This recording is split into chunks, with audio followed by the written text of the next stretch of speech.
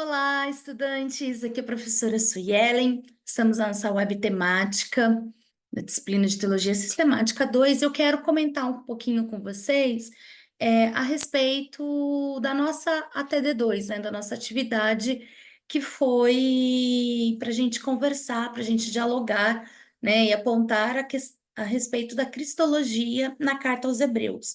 Ou seja, como que a Carta aos Hebreus configura, né, e apresenta Jesus como Cristo, como Messias, né? Quais são os pontos, os argumentos teológicos, né, utilizados ali pelo autor de Hebreus, né? Como que ele vai construindo, né, este pensar em Jesus como Cristo, né? E a própria abertura da carta aos Hebreus, né, ela já nos direciona, né? Já trazendo qual que é o princípio, de onde está partindo e para onde se pretende chegar, né? O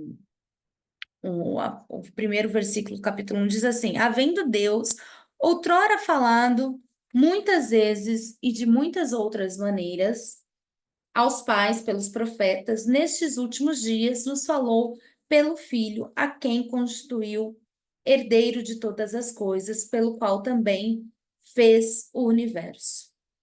Ele que é o resplendor da glória e a expressão exata do seu ser, sustentando todas as coisas pela palavra do seu poder, depois de ter feito a purificação dos pecados, assentou-se à direita da majestade nas alturas, tendo se tornado tão superior aos anjos quanto herdou o mais excelente nome do que eles. Até o verso 4. Né? Então, aqui a gente tem essa introdução aos Hebreus que já nos coloca algumas questões fundamentais e que nos ajuda também a ter essa compreensão de quando essa carta foi escrita. Por quê?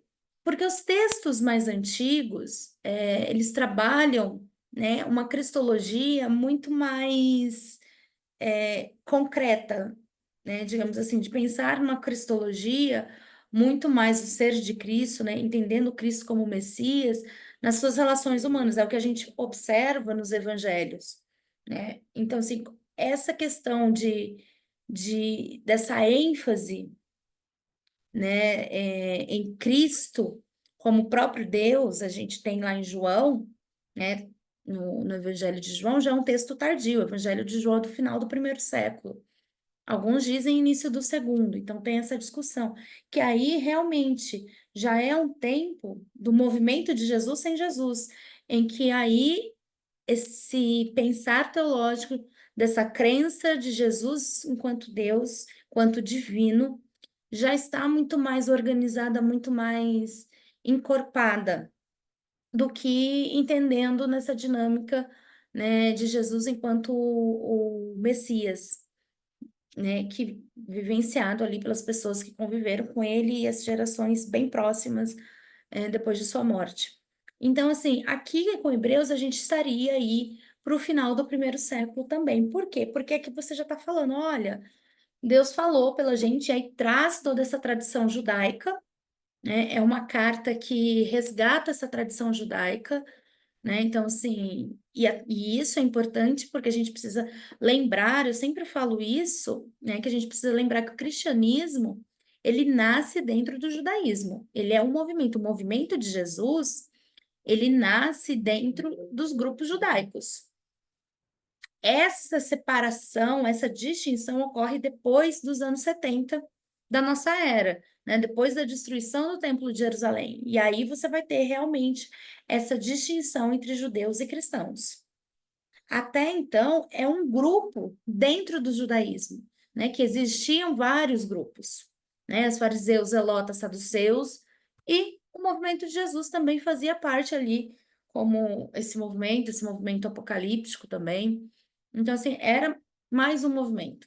E aí, esse cisma mesmo, de fato, acontece aí, depois dos anos 70. Então, aqui, né, a gente tem, pelo menos aí, depois dos anos 70, né, alguns dizem que a carta aos Hebreus, por volta dos anos 80, 90, essa talvez um pouco mais, mas assim, ela já está trabalhando com essa ideia de que Jesus, então, ele tem toda essa característica divina, né? E aí o verso 3 ele vai dizer: Ele é o resplendor da glória e a expressão exata do seu ser, ou seja, falando isso, né, de Jesus, então, como a expressão de Deus, né, e o resplendor da glória, e aí traz essa noção que através de Cristo se criou todas as coisas, né, que isso vai estar lá presente em Colossenses, e isso muito mais ainda na Epístola de João. Por isso que dá para a gente pensar num texto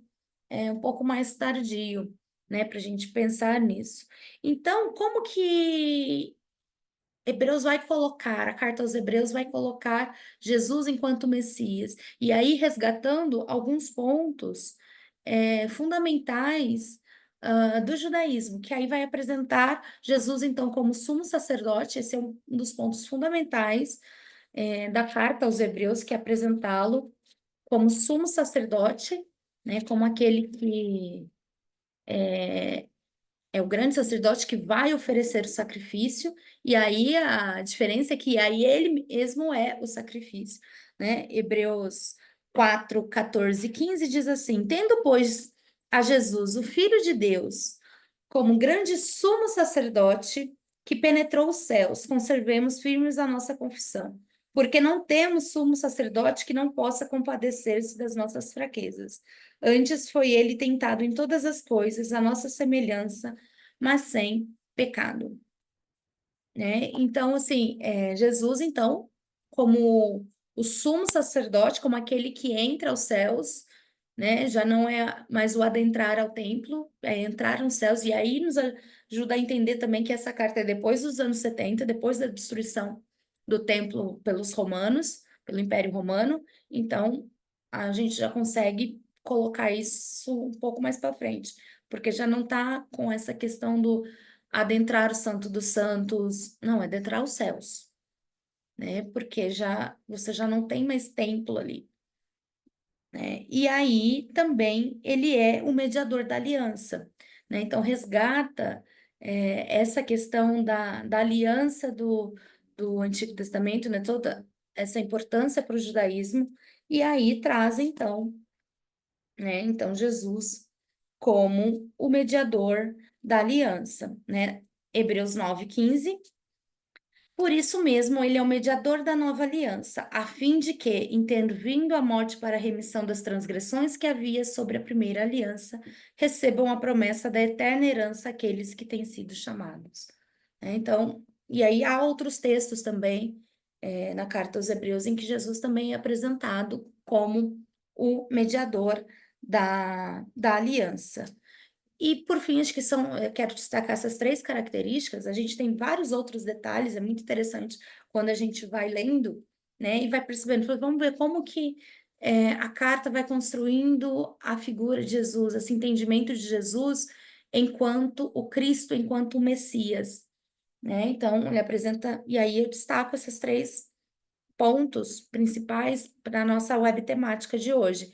Então, Jesus como sumo sacerdote, Jesus como mediador da aliança e Jesus como sacrifício feito de uma vez por todas. Então, assim, ao mesmo tempo em que ele é o sumo sacerdote que penetra os céus para oferecer o sacrifício, ele é o próprio sacrifício de uma vez por todas, né? E aí a gente tem, por exemplo, o texto de Hebreus 10, do 10 ao 13, que diz assim: Nessa vontade é que temos sido santificados mediante a oferta do corpo de Jesus Cristo, uma vez por todas. Ora, todo sacerdote se apresenta dia após dia a exercer o serviço sagrado e oferecer muitas vezes os mesmos sacrifícios, que nunca jamais podem remover pecados. Jesus, porém, tendo oferecido para sempre um único sacrifício pelos pecados, assentou-se à destra de Deus, aguardando daí em diante até que seus inimigos sejam postos por estrado dos seus pés. Então, assim, um único sacrifício pelos pecados e para sempre.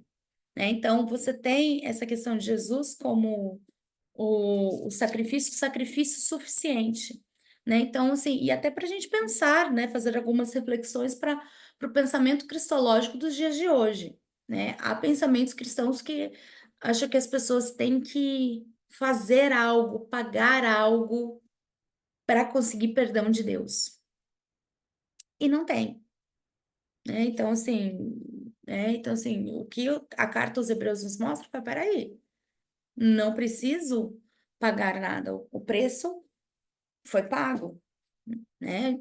E foi pago de uma vez por todas, né? Outro texto também, né, que vai nos dizer é o final do capítulo 9 do 23 em diante, né? E aí eu quero sacar o 28. Assim também Cristo, tendo se oferecido uma vez para sempre para tirar os pecados de muitos, aparecerá a segunda vez sem pecados aos que aguardam para a salvação. Então aí vai, né, ele retoma essa ideia do sacrifício de Jesus de uma vez por todas, e aí também trabalha com essa perspectiva da segunda vinda de Cristo, né, dessa volta de Jesus, né, desse retorno. Então traz esse aspecto apocalíptico ali também, mas ele reforça essa ideia, né, do sacrifício foi pago de uma vez por todas, né? Então, para a gente pensar, né, de acordo a partir da carta aos Hebreus, não tem por que igrejas cristãs contemporâneas ficarem exigindo sacrifícios. A gente não tem sacrifícios de animais como tinham lá na época do Antigo Testamento. Mas a gente tem barganhas, votos e até mesmo, você faz isso, você pague aquilo e você receberá a bênção, né? A gente percebe isso, infelizmente, ainda nos dias de hoje. Ou que você tenha que cumprir uma certa conduta de usos e costumes para que então você garanta a salvação, né? E não é assim, né? Porque quando a gente pensa, né, na questão da salvação, né, do que a teologia cristã traz, é graça. E graça é favor imerecido, né? Então é gratuito, não tem que ser pago. O preço pago foi pago por Jesus, né? Essa é a compreensão e é o que o autor de Hebreus deixa claro para os seus leitores. Olha, não precisa mais. Jesus pagou o preço. Ele é o sumo sacerdote, ele é o mediador, ele que nos liga com Deus, e ele é o sacrifício suficiente e de uma vez por todas e para sempre, né? Então, isso nos ajuda a pensar e a refletir também sobre as concepções cristológicas que temos, né, nos dias de hoje. Nós vamos ficando por aqui. Qualquer dúvida, qualquer questão, não deixa de nos escrever. Um forte abraço.